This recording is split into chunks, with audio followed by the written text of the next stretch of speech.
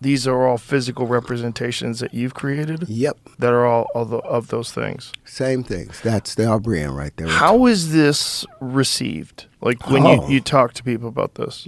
Oh, man, they first, because I hadn't shown them, I introduced it with, let's talk about our fundamentals are a little bit off. There are no straight lines. Right. So I reached out to Neil deGrasse Tyson. I saw him at an event up front, at Fox. And he was like, hey, man, yeah, I'd love for you to come on my show, do my radio, do my TV thing. I would love that. I was like, yeah, but I've got something I want to introduce to you. And it was only 36 pages. It was a treatise. And I told him it was controversial, and I sent him over the 36-page thing that had the wave conjugations in it, but I started it off with 1 × 1 = 2. And he went in on my treatise, redlined everything. He attacked that I had talked about Walter Russell and Victor Schauberger and John Keeley and Tesla as the people that I looked up to. Mm-hmm. He attacked them, but then he started attacking, the 1 × 1 = 2. How did he attack them? Oh, he was because I asked him. I said, under what conditions? I said, it's illogical where the square root of a number added to itself will equal more than that number squared.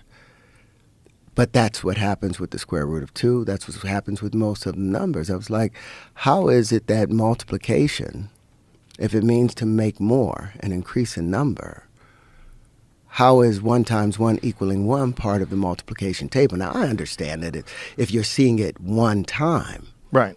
But we call that once.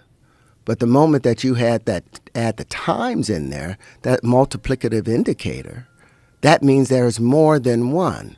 So now each equation is supposed to be balanced. That equal sign is supposed to show that there's a balance between these 2 numbers over here and a balance on this one over here. What happened to the other one in this equation? It didn't equate. So back to Neil deGrasse Tyson and his critique of Tesla. So he threw shit on, he was like, well, Tesla stuff worked, but Tesla was never really respected and out there. And I guess he wanted me to support Bohr or Schringer or Feynman or any of those people. And I'm looking at the Feynman diagrams. I'm like, you made all these things up. You're basically doing the Mr. Spock thing. If you want to find the answer to something, then you cancel out all the possibilities, all other possibilities, and you root it down to one thing. So that means going through the whole universe to answer one question. And that's the problem with probability. That's the problem with Heisenberg uncertainty. That's the problem with Schrodinger. All of those were just these probabilities because they had taken the ether out. They forgot the electromagnetic wave. Mm-hmm. It had to have a medium in which it followed on. It had to have something in which it was moving on. They don't exist in isolation. No, they do not. And it cannot be the cause of its own action. An effect can never be the cause of the action. The chicken cannot come the egg cannot come before the chicken. The chicken has to be there first in order to lay it. It has to mate. And what Einstein left out was the equal and opposite of magnetism. So back to Neil deGrasse, when he wrote his response to my paper, and he said, if you have any other questions, you're going to have to see somebody else, and he wouldn't take my calls anymore. I was like, okay, so I wrote the book based off of those responses, and I reached out to another guy, Dr. David Tong. But that would be very, very interesting that would be his take as a public educator, that he wouldn't want to talk to you anymore. The reason I wanted to talk to him was because of his show, The Cosmos, that he was doing after that incredible guy, Carl Sagan did. Mm-hmm. The very first episode he had was talking about Giordano Bruno. Mm-hmm.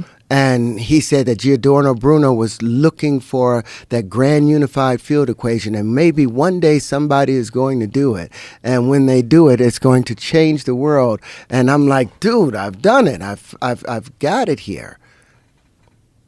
He attacked it with such vitriol that I was like, oh, okay, maybe I need to walk away from this. The Neil deGrasse Tyson thing is so confusing to me. That he was critical of Tesla. He was critical of Tesla. He was critical of Walter Russell, and he was critical of John Keeley.